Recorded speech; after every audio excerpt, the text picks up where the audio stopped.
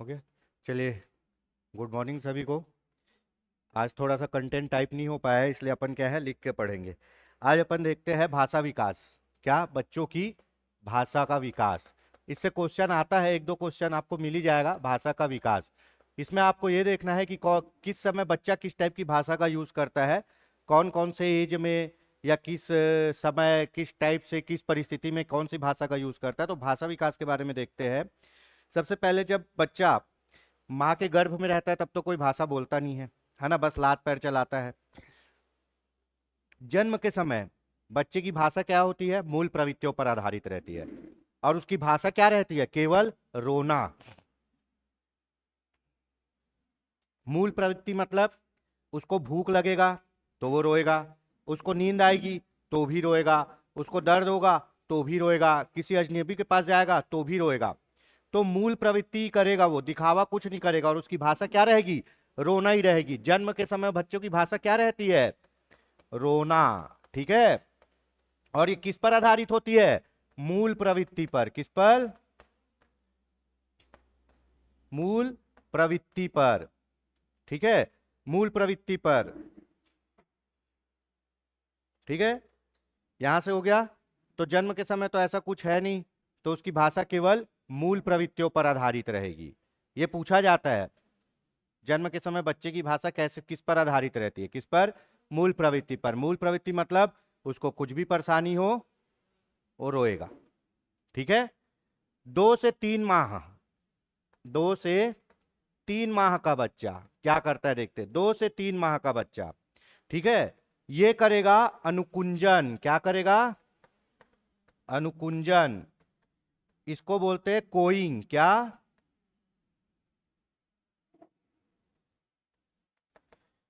कोइंग। ठीक है, अनुकुंजन मतलब कोइंग।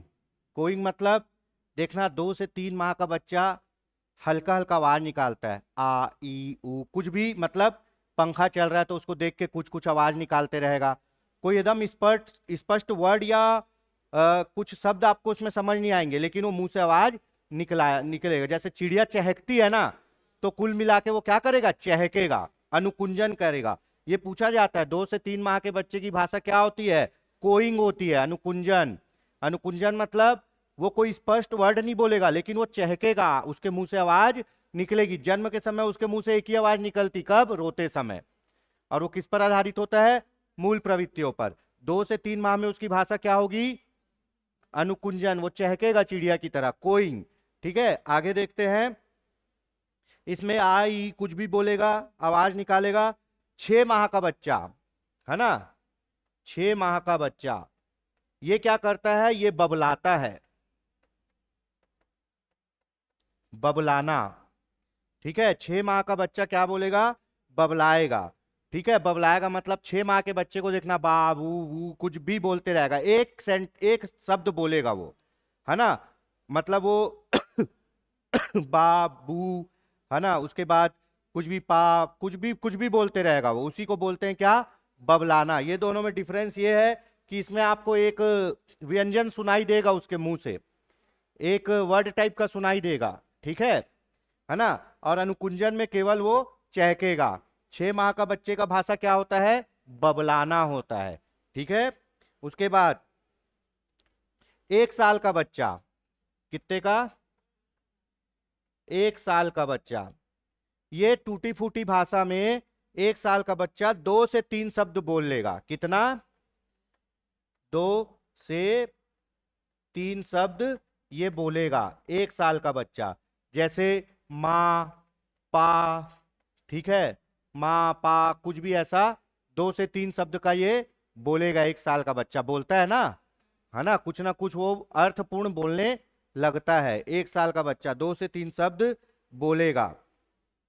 ठीक है, उसके बाद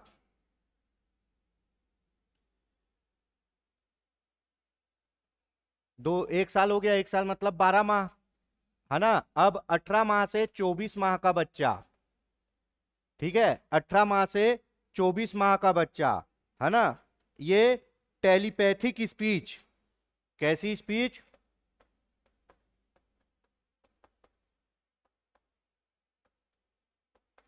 टेलीपैथिक स्पीच, है ना।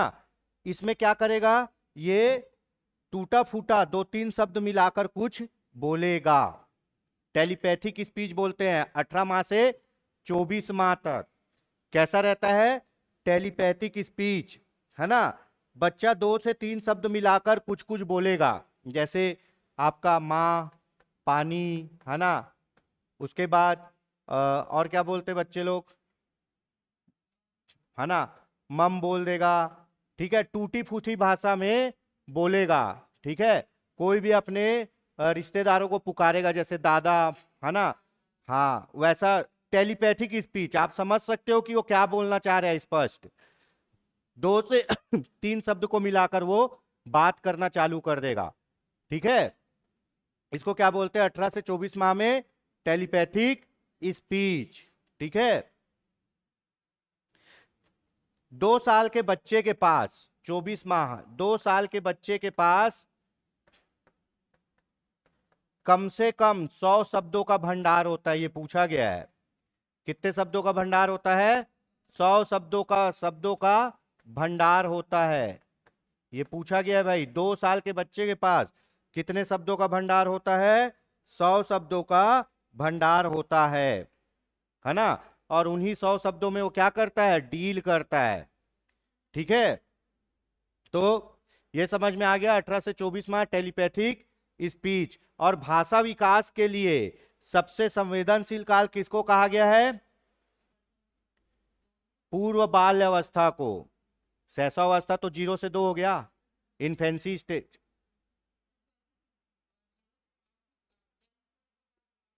5 साल तक कहीं नहीं है, जन्म से 2 साल है हर जगह। पूर्व बाल्य अवस्था, देखिए भाषा अर्जन के लिए सबसे संवेदनशील काल है पूर्व बाल्य अवस्था, है ना।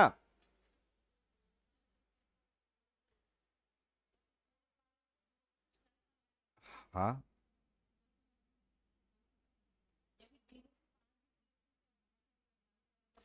अलग अलग है, लेकिन आप किसका देखोगे, आप अभी हम लोग विज्ञान का नहीं देख रहे हैं, अभी हम लोग देख रहे हैं विकास। विकास में क्या है, विकास का क्या है, चार, बताओ। नहीं भाई, विकास का, वृद्धि और विकास में से विकास का।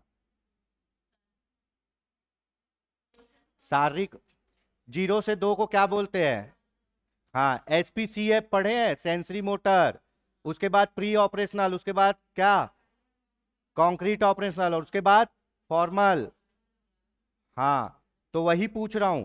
तो उसमें जो भाषा विकास के लिए सबसे संवेदनशील काल कौन सा है, पूर्व बाल अवस्था, है ना, अर्ली चाइल्डहुड। ठीक है, पूर्व बाल्य अवस्था जो कितने से कितना रहता है, 2 से 6 तक। उसी समय तो बच्चा आपकी नकल करता है। ठीक है, तो भाषा अर्जन के लिए, किसके लिए, भाषा अर्जन के लिए, भाषा सीखने के लिए सबसे संवेदनशील काल ये पूछा जाता है। संवेदनशील काल कौन सा होगा, पूर्व बाल्य अवस्था। ठीक है, इसी समय बच्चों के सामने अच्छी अच्छी बातें करनी चाहिए, नहीं तो बच्चा क्या हो जाएगा, जैसा आप बोलोगे वैसे सीख जाएगा। आप गाली दोगे तो वो भी गाली देगा फिर। ठीक है, यहां तक हो गया।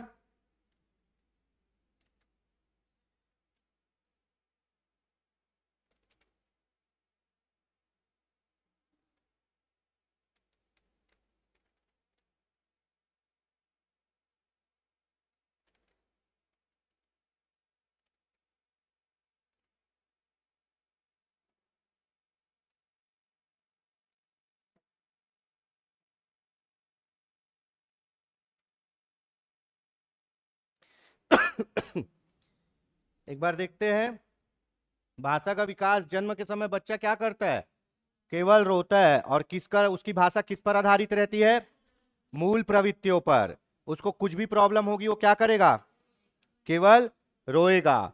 2 से 3 माह में वो क्या करता है, अनुकुंजन करता है, चहकता है, हंसता है, आवाज निकालता है, पर कोई अर्थ नहीं होता, उसको बोलते हैं कोइंग।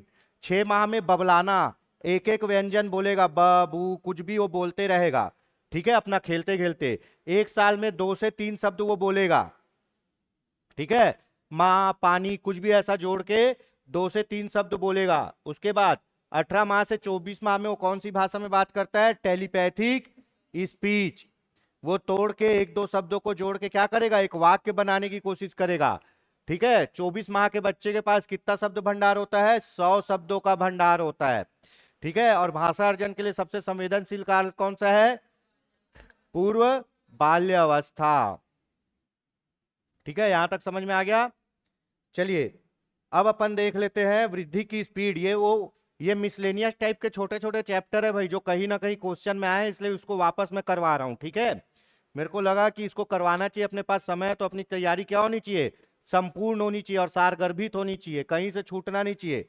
अब वृद्धि की स्पीड, बच्चा कब बहुत जल्दी बढ़ता है और कब धीरे धीरे बढ़ता है। ठीक है, तो अपन क्या पढ़ेंगे? वृद्धि की गति। ठीक है, वृद्धि की गति है ना, ग्रोथ की स्पीड। ठीक है, कई बार ये पूछा गया है। शैशव अवस्था, पूर्व बाल्यावस्था, बाल्यावस्था और किशोरावस्था। ठीक है, इसमें कब वो जल्दी जल्दी बढ़ता है और कब धीरे धीरे बढ़ता है, ये देखना है। तो सबसे पहले मां के गर्भ में और शैशव अवस्था में बहुत तेजी से बढ़ता है। बहुत तेजी से ना, मतलब स्पीड बहुत तेज होती है, बोल सकते हैं वेरी रैपिड, बहुत तेज। कब? गर्भ में, मां के गर्भ में। और कौन से स्टेज में? शैशव अवस्था में, इन्फेंसी स्टेज में, शैशव अवस्था में।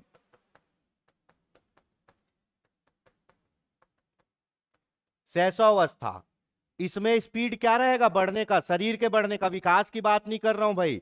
आदमी वृद्धि और विकास में घूमते रह जा रहा है। ठीक है, समझ में आ रहा है? विकास क्या है? दिमाग की शक्ति बढ़ना, मेरे अनुसार छोटे शब्दों में। और वृद्धि क्या है? शरीर का बढ़ना, जिसको आप देख सकते हो। तो वृद्धि पढ़ रहे हैं गर्भ में और शैशव अवस्था में। क्या होता है? बहुत तेज होती है। क्या होती? वृद्धि बहुत तेज, वेरी रैपिड। ठीक है, बहुत तेज भागती है। शैशवावस्था के बाद क्या आएगा? पूर्व बाल्यावस्था। बाल्यावस्था नहीं जी, पूर्व बाल्यावस्था। पूर्व बाल्य अवस्था। ठीक है, ये कितना होता है? 2 से 6 वर्ष। भाषा अर्जन के लिए सबसे संवेदनशील काल। इसी के समय है ना, बच्चा या तो राम राम सीखेगा या फिर बड़े बड़े वर्ड सीखेगा। आप जैसा उसको करोगे वो वैसा सीखेगा। इसीलिए क्या कहा जाता है कि बच्चों के सामने अच्छी भाषा का उपयोग करिए। पूर्व बाल्यावस्था 2 से 6 वर्ष। ठीक है ना। शैशव अवस्था के मुकाबले थोड़ा स्लो हो जाएगा। शैशव अवस्था के मुकाबले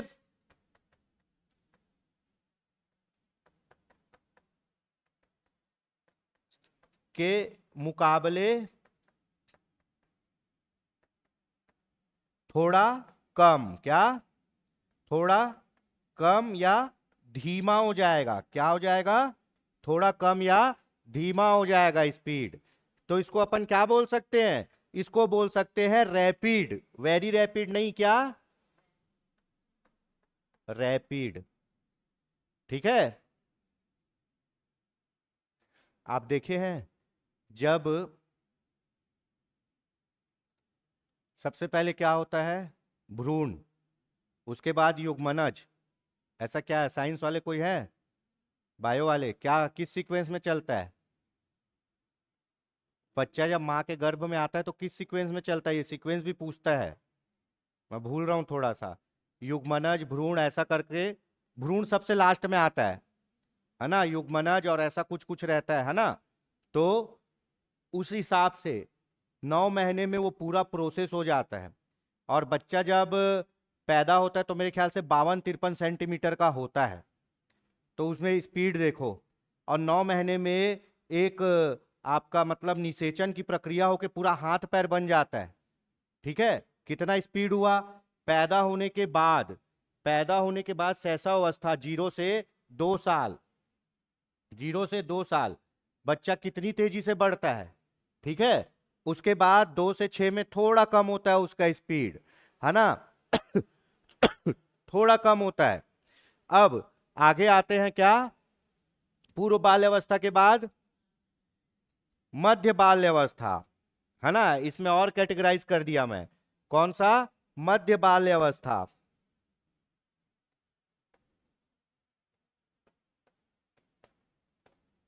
मध्य बाल्य अवस्था, ठीक है। ये क्या होगा जी? 6 से 9 साल। कितना? 6 से 9 साल।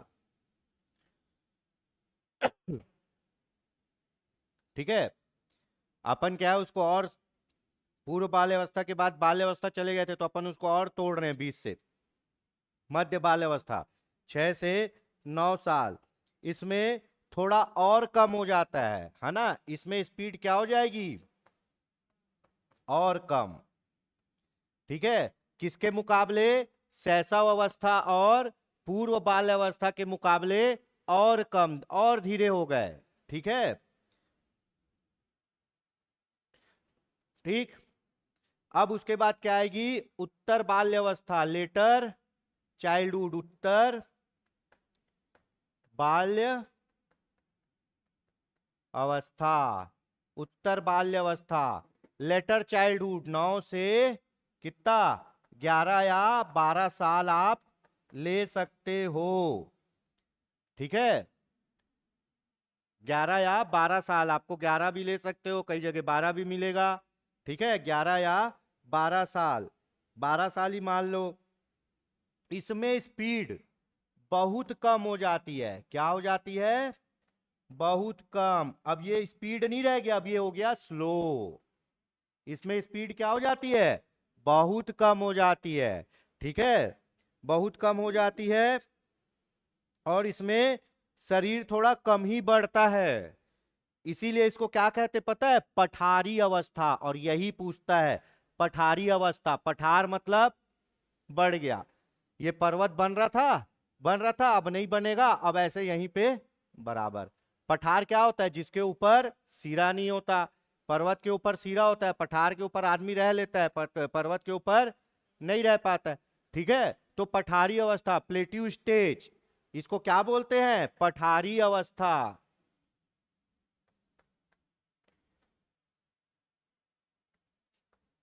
पठारी अवस्था, यही वो स्टेज है जब माँ बाप क्या बोलते हैं, ये बटुआ हो जाही का, ये बाढ़ी नहीं का।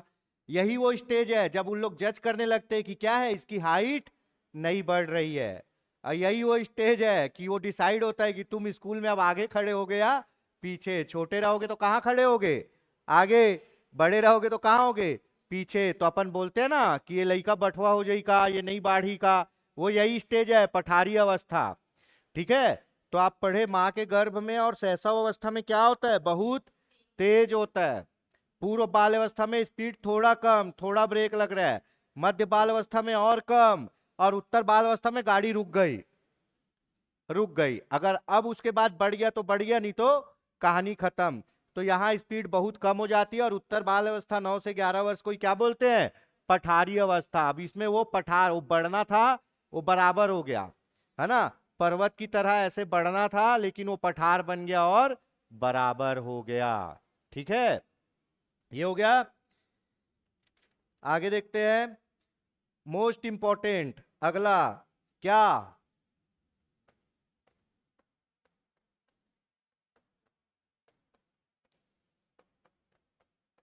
किशोरावस्था, एडोलेंस, एडोलेंस का काल। किशोरावस्था 12 से 18। ठीक है, 12 से 18। ये तो पचर्रा पड़ गया, इससे इतना क्वेश्चन आता है, बस एक ही क्वेश्चन, परिवर्तन का काल किसको कहेंगे, तूफानों का काल किसको कहेंगे, अंतर्द्वंद का काल किसको कहेंगे, है ना, जोखिम लेने का काल किसको कहेंगे, है ना, पैतृक अंतर्द्वंद। इसी समय क्या करता है बच्चा, माँ बाप से बगावत करता है। बाइक चाहिए मतलब चाहिए, मोबाइल चाहिए मतलब चाहिए, वो लड़की चाहिए मतलब चाहिए, उससे बात करना है मतलब करना है। यही वो स्टेज है। इसीलिए इसको जितना भी बवंडर, तूफान, भूचाल, भूकंप जो आता है, डिजास्टर, उसका काल कौन सा है, किशोरावस्था। और इसी में बच्चों को संभाल लिए तो संभाल लिए। यही वो अभी अपन देखते हैं थोड़ा व्यवहारिक जीवन में, यही वो अवस्था है कि वो पान ठेले में खड़े होगा या आईआईटी या जेई के कोचिंग में जाएगा। आप देखिए अपने चारों ओर, आप लोग तो बड़े हो गए, बीएड किए हो भैया, तो आप देखो यही वो अवस्था है। या तो बच्चा हाथ से निकल गया या फिर दुनिया में निकल गया। हाथ से निकल गया मतलब किसी काम का नहीं है, और दुनिया में निकल गया मतलब अब वो दुनिया जीत लेगा। तो यही वो अवस्था है जब आपको क्या करना है, बच्चों को संभाल के रखना है। इसीलिए अभी के स्कूलों में देखना, 10th 12th के बच्चों को बिल्कुल टीचर लोग कुछ भी प्रेशराइज नहीं करते, उनसे एकदम सपोर्टिव बिहेव रखते हैं। मैंने खुद देखा है गवर्नमेंट स्कूल में भी, एकदम बेटा बेटा करके एकदम समझा के आप ऐसा करो वैसा करो ऐसा खूब। और इसी इसी लेवल के बच्चों के लिए सेमिनार आयोजित करता है।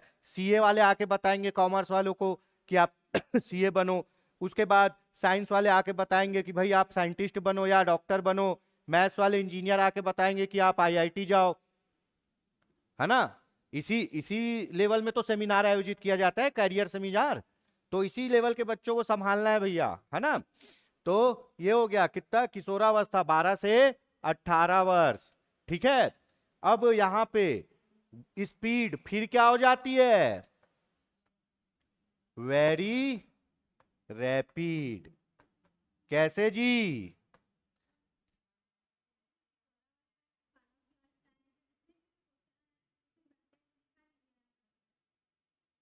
अपन एमसीक्यू कराएंगे, आप नहीं देखे कल वाला, हाँ उसमें और आएगा, अभी 60 क्वेश्चन और है, तो इसमें भर भर के क्वेश्चन है, इससे वो हो जाएगा एमसीक्यू में जो अपन कराते हैं, ठीक है। वेरी रैपिड, अब कैसे, है ना, इसमें एक वर्ड आता है व्यसंधि। क्या, व्यसंधि,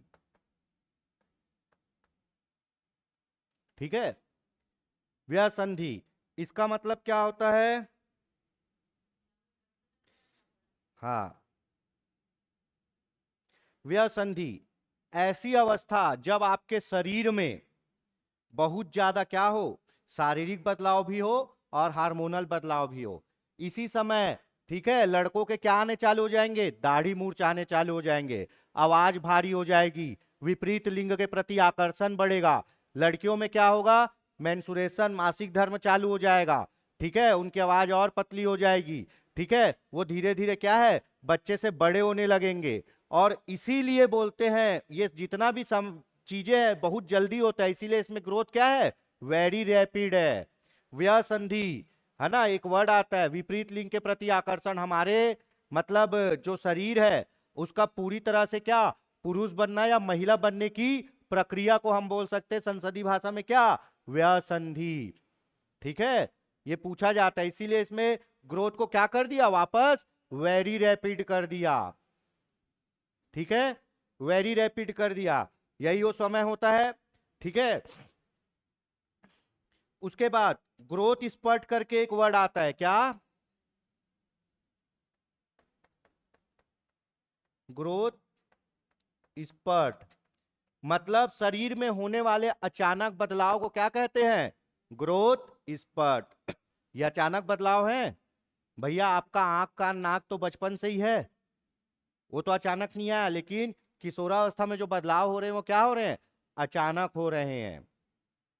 इसी को संभालने के लिए किसकी पैरवी की गई थी भाई, एडल्ट एजुकेशन की। इसी इसी स्टेज को संभालने के लिए किसकी पैरवी की गई थी, किसके बारे में बात की गई थी, एडल्ट एजुकेशन। इसीलिए बच्चों को अब क्या बताया जाता है, गुड टच बैड टच, ठीक है, गुड टच बैड टच, है ना। समय से आप जाओगे, है ना, तो देखना आपके स्कूल में आंगनबाड़ी वाले लोग आएंगे, और 10वीं 12वीं के जो लड़कियां हैं उनको पूरा उन लोग समझाएंगे उनके बारे में, उनके शरीर के बारे में, उनके शरीर में होने वाले बदलाव के बारे में। ठीक है, उन लोग का पूरा बैठा के भाई समझाते हैं, मैंने खुद अपनी आंखों से देखा है ना। मासिक धर्म के बारे में पूरा उनको बताएंगे। ठीक है, तो इन सब चीजों को संभालने के लिए ये सब किया गया है, इसीलिए एडल्ट एजुकेशन की भी बात की गई। क्योंकि इस समय क्या होता है, बच्चा या तो अपने अपने आप से कुछ करेगा नहीं, या किससे राय लेगा, अपने दोस्तों से।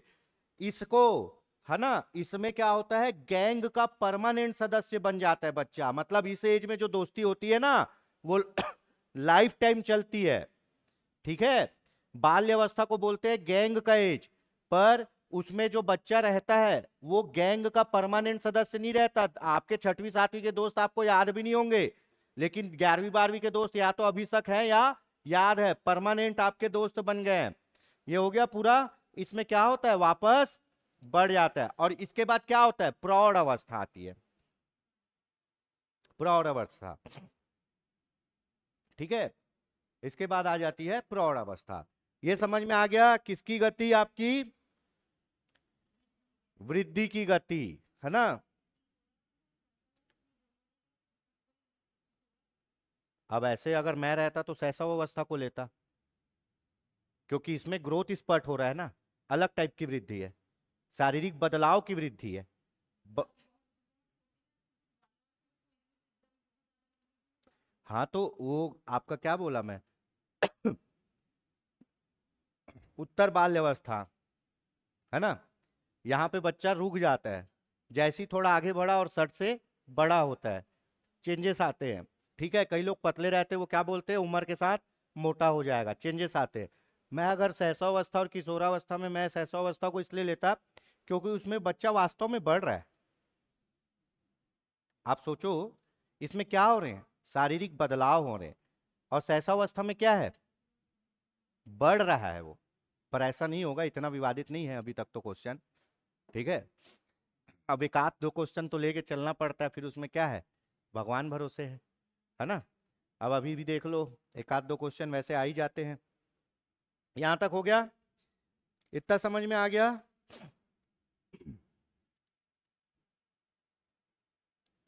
उसके बाद आता है आपका प्रौढ़ अवस्था, और प्रौढ़ अवस्था में गति फिर क्या हो जाएगी, धीमी हो जाएगी। मान लो आप एकदम फुल स्पीड से जा रहे हो, सामने देख रहे हो रेड सिग्नल, तो धीरे से ब्रेक मारोगे। सहसा अवस्था में फुल स्पीड में जा रहे हो, सामने देख रहे हो रेड सिग्नल, धीरे से ब्रेक मारोगे। कौन सी अवस्था आ जाएगी, पूर्व बाल्य अवस्था। फिर और धीरे करोगे, फिर क्या होगी, मध्य बाल्य अवस्था। फिर और धीरे करोगे, अब गाड़ी रेड सिग्नल में रुक गई। अब जैसी ग्रीन होगा और फुल स्पीड से भागोगे, वो क्या है, किशोरावस्था। ठीक है, ये हो गया।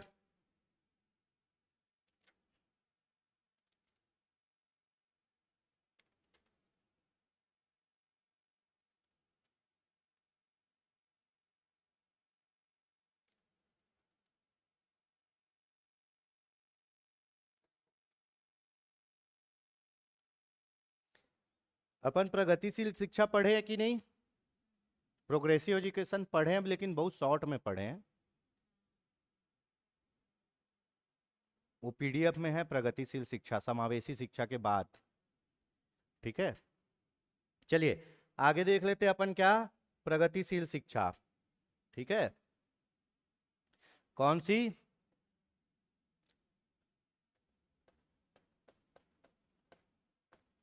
प्रगतिशील शिक्षा, प्रोग्रेसिव एजुकेशन।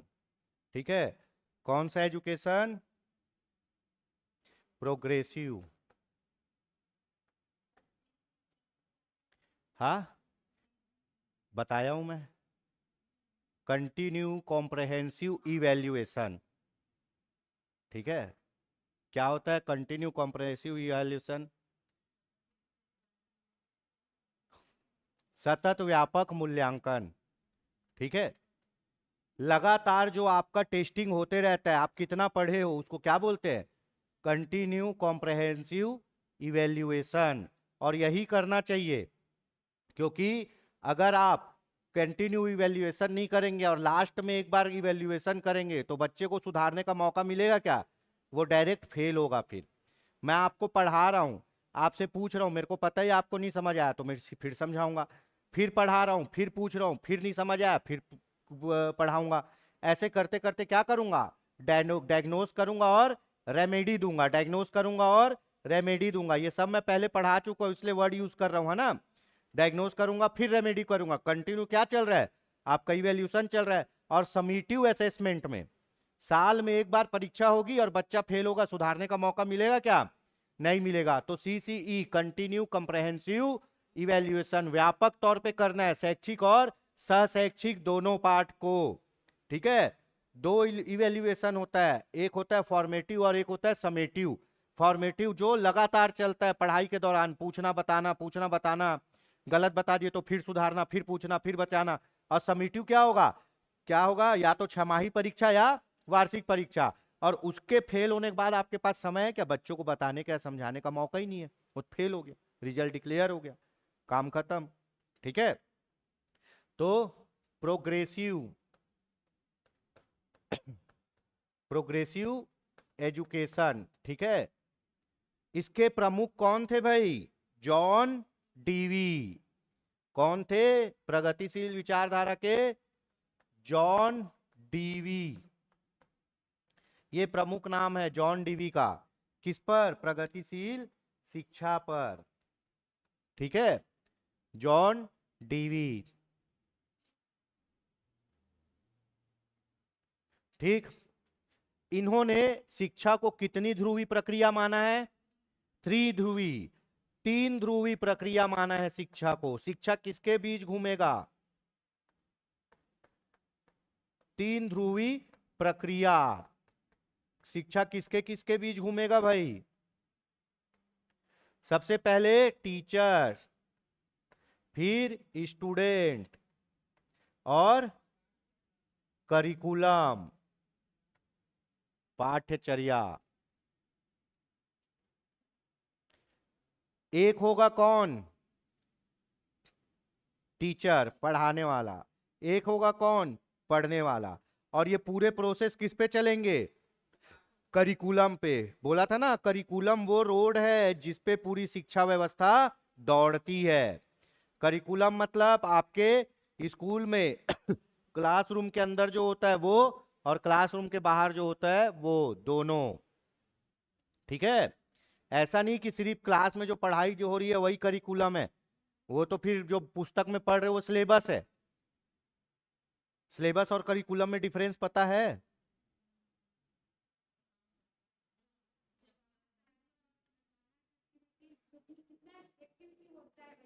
हाँ हाँ।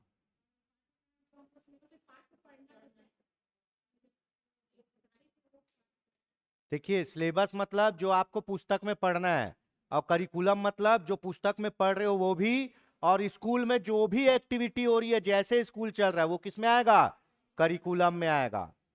ठीक है, करिकुलम बड़ा है, सिलेबस छोटा है। ठीक है, तो इसमें तीन लोग होते हैं, टीचर, स्टूडेंट और करिकुलम, त्रिध्रुवी प्रक्रिया माना है। ठीक है,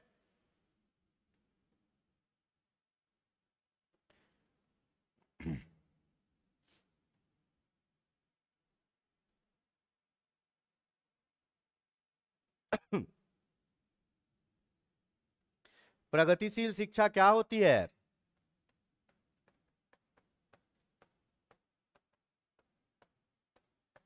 क्या होती है, जहां बच्चों को उनकी रुचि, उनकी आदत, उनके व्यवहार, उनके संस्कृति के अनुसार शिक्षा दी जाए, जहां बच्चों को बिल्कुल भी कस्टमाइज ना किया जाए, जहां बच्चा क्या हो, शिक्षा धुरी का केंद्र बिंदु हो, जहां टीचर क्या हो, केवल एक सर्विस प्रोवाइडर हो। टीचर का काम क्या है, सूचना को ज्ञान में बदलना। ये सब पढ़े हैं? यही है आपका क्या, प्रगतिशील शिक्षा, जहां बच्चों को उनकी क्षमता, उनकी क्या बोलते हैं, पारिवारिक पृष्ठभूमि बोल लो, आर्थिक पृष्ठभूमि बोल लो, उसके अनुसार क्या किया जाए, शिक्षा प्रदान की जाए। ठीक है, समझ में आ गया, प्रगतिशील नाम से ही समझ में आ रहा है, प्रोग्रेसिव मतलब कुछ अच्छा होना है, प्रगति करना है। ठीक है, आज की शिक्षा अपनी प्रगतिशील शिक्षा है ऑलमोस्ट। ठीक है, अब उतना कस्टमाइज नहीं करते बच्चे को। हमारे समय में तो पूछो मत, आजकल के बच्चे तो मार भी नहीं खाते होंगे। हम लोग को तो बहुत पड़ा है, और अति पड़ा है। और घर में बता दो तो घर वाले और बोलते थे तू गलती किया होगा इसलिए मार खाया, और मारना चाहिए। ठीक है, देखिए, प्रगतिशील शिक्षा के अंदर ही कौन आते हैं? रचनावादी लोग भी आते हैं। किन लोग आते हैं? जितने रचनावादी विचारधारा के हैं वो सब किस में आते हैं? प्रगतिशील। रचनावादी में आपका कौन आ जाएगा? जीन पियाजे भी है। ठीक है, उसके बाद आपका वाइगोस्की भी है। ये सब क्या है? रचनावादी। ये प्रगतिशील के अंदर ही आते हैं। प्रकृतिवादी में आपके कौन आएंगे? जीन जैक्सन, रूसो आ जाएंगे। वो प्रकृति के अनुसार पढ़ाई करो बोलते थे। ठीक है, ये हो गया। आगे देखते हैं, प्रगतिशील शिक्षा में क्या क्या होना चाहिए। पहला क्या होना चाहिए? कक्षा का माहौल कैसा होना चाहिए? लोकतांत्रिक होना चाहिए। कक्षा का माहौल कैसा होना चाहिए? लोकतांत्रिक होना चाहिए। मतलब वहां हर बच्चों को अपना सवाल पूछने का क्या होना चाहिए? अवसर मिलना चाहिए। ये नहीं कि बच्चा कुछ पूछ रहा है और टीचर मार पीट के क्या किया? बैठा दिया। बच्चे को अपनी बात करने दो दे भाई, जितना वो बोलेगा उतना वो सीखेगा। ठीक है, तो कक्षा का माहौल होना चाहिए लोकतांत्रिक। दूसरा, जिज्ञासा को क्या करना चाहिए? बढ़ाना चाहिए। जिज्ञासा को बढ़ाना चाहिए। किसके द्वारा? टीचर के द्वारा। ऐसा नहीं कि बच्चा कुछ पूछ रहा है और उसको डांट डपट के बैठा दिए, बच्चा दोबारा उनके सामने बोलना ही बंद कर दिया। ऐसा नहीं, आप उसकी जिज्ञासा को सॉल्व करिए और बढ़ाइए और बढ़ाइए। ठीक है, और बच्चों की जिज्ञासा का क्या करना चाहिए? सम्मान करना चाहिए। बच्चों की जिज्ञासा और भावनाओं का क्या करना चाहिए? सम्मान। बच्चों की जिज्ञासा और भावनाओं का सम्मान करना चाहिए। ठीक है, होता है ऐसा? होता है कि नहीं होता है? कम होता है लेकिन होता है। ठीक है, होता है। घर में होता है। आपकी भावनाओं का सम्मान होता है? होता है। चलो ठीक है भाई, लक्की यू। हम इतने बड़े हो गए, हमारा आज भी नहीं होता है। हाँ, ठीक है। जिज्ञासा को बढ़ाना चाहिए। बच्चों की भावनाओं और जिज्ञासा का क्या करना चाहिए? सम्मान करना चाहिए। उनको दबाना नहीं चाहिए। उसके बाद, अनुभव के माध्यम से सिखाना। ठीक है, और पूर्व ज्ञान को नए ज्ञान से जोड़ना। पूर्व ज्ञान को नए ज्ञान से क्या करना चाहिए?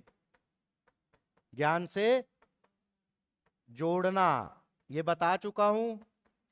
और अनुभव, बच्चा जो पहले से जानता है, अनुभव के माध्यम से क्या करना चाहिए?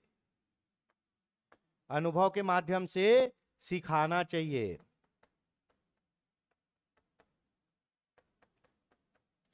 अब बच्चा चार पैर वाले कुत्ता जानता ही नहीं है, उसको शेर पढ़ाओगे तो उसको समझ आएगा क्या?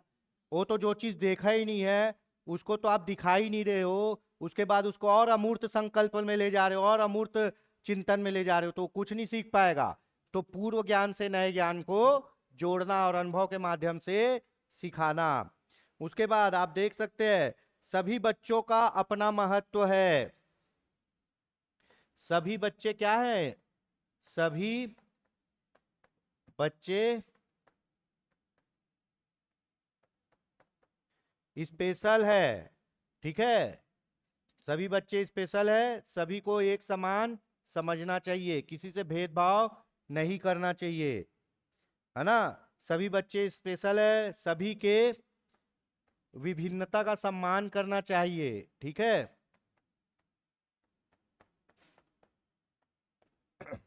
सम्मान, सभी के विभिन्नता का क्या होना चाहिए? सम्मान होना चाहिए।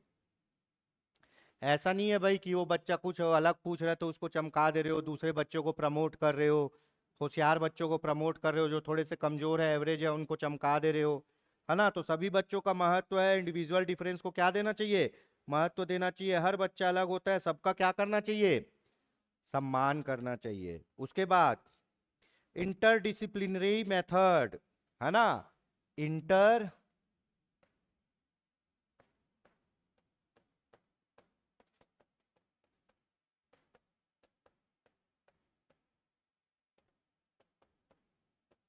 मेथड, ठीक है। ये क्या होता है, सभी सब्जेक्ट को मिलाकर पढ़ाना चाहिए, है ना। सभी सब्जेक्ट को प्राथमिक में क्या करना चाहिए, मिलाकर पढ़ाना चाहिए। गणित का अलग सब्जेक्ट नहीं, विज्ञान का अलग सब्जेक्ट नहीं, इसी में अपन क्या सबको क्या कर देते हैं, सोशल स्टडीज की environmental studies, social social studies, सामाजिक अध्ययन में सभी क्या आता है, सभी सब्जेक्ट मिक्स हो जाता है ना। उसमें थोड़ा गणित भी रहेगा, थोड़ा विज्ञान भी रहेगा, थोड़ा और कुछ रहेगा, ठीक है। भाषा को छोड़ के सभी सब्जेक्टों को क्या हो जाता है, मिक्सअप हो जाता है सामाजिक अध्ययन में, ठीक है। तो ऐसे अलग अलग अभी नहीं पढ़ाना चाहिए, इंटरडिसिप्लिन में सभी सब्जेक्ट को क्या करना चाहिए, मिलाकर सभी विषय को मिलाकर पढ़ाना चाहिए,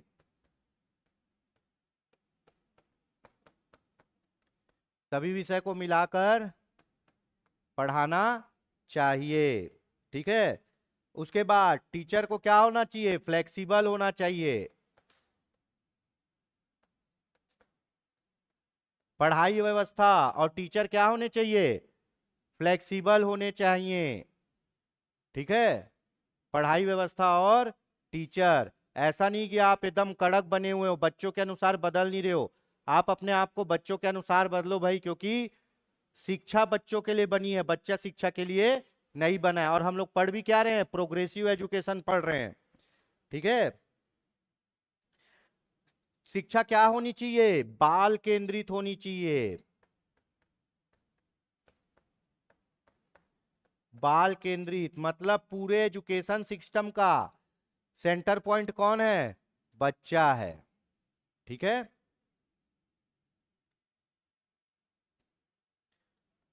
सोशल लर्निंग,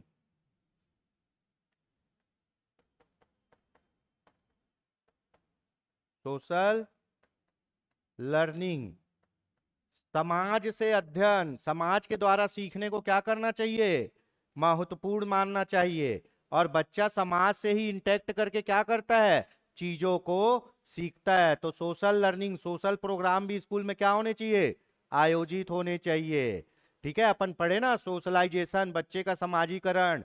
समाजीकरण की पहली इकाई क्या है, प्राइमरी इकाई परिवार, और बाकी जो है सब सेकेंडरी है। परिवार में भी सबसे पहले कौन, माँ, ठीक।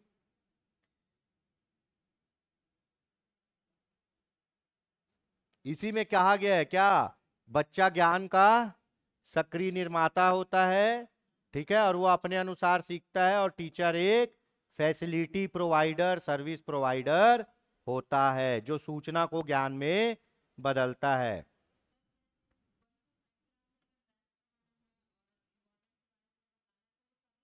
एक से हाँ, एक बुक सोशल में रहेगा, इन्वायरमेंट एक अलग हो जाएगा, सोशल में आपका सभी उसी में। आप क्लास 5 के बच्चों का पुस्तक देखना जो गवर्नमेंट में चल रहा है, उसमें आपका थोड़ा भूगोल भी रहेगा, थोड़ा अर्थशास्त्र भी रहेगा, थोड़ा सा और कुछ रहेगा, अलग अलग पार्ट रहेगा, है ना। एक के बाद एक पार्ट को वैसे सिंक्रोनाइज करके फिट किया जाता है, ताकि इसके बाद ये, इसके बाद ये। तो उनका हम लोग अलग अलग पढ़ते हैं ना, मैथ्स अलग साइंस अलग, उनका वैसे नहीं होता, ठीक है। सभी सब्जेक्ट को क्या करते हैं, मिला के पढ़ाते हैं, ठीक। अब एक होता है आपका व्यवहारवादी शिक्षा, क्या होता है, अभी क्या पढ़ रहे थे, प्रोग्रेसिव एजुकेशन, जिसके अंतर्गत प्रकृतिवादी भी आ जाते हैं, हाँ।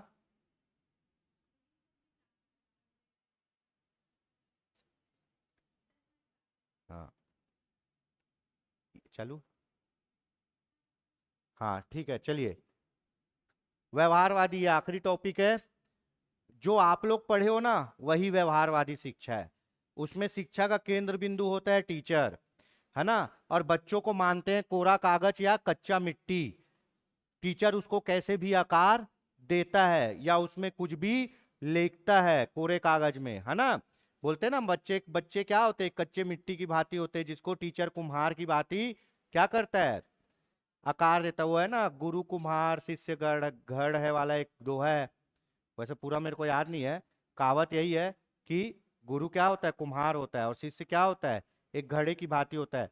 कुम्हार उसको बाहर से क्या करता है, चोट देता है, और अंदर से क्या करता है, सहारा देता है, तो क्या बनता है, एक घड़ा बनता है। तो वही है व्यवहारवादी शिक्षा। उसमें यह माना जाता है कि बच्चे को कुछ नहीं आता, बच्चा एक कोरा कागज है और शिक्षक उस पर लिखता है ज्ञान, जग और मग। ठीक है, वही व्यवहारवादी शिक्षा है। अब ये बदल गया है, टीचर जग है तो विद्यार्थी क्या है, मग होता है ना। व्यवहारवादी शिक्षा में सेंटर में कौन होता है, टीचर होता है, और प्रगतिशील रचनावादी में स्टूडेंट होता है। चलिए आज के लिए इतना ही, बाकी देखते हैं कल।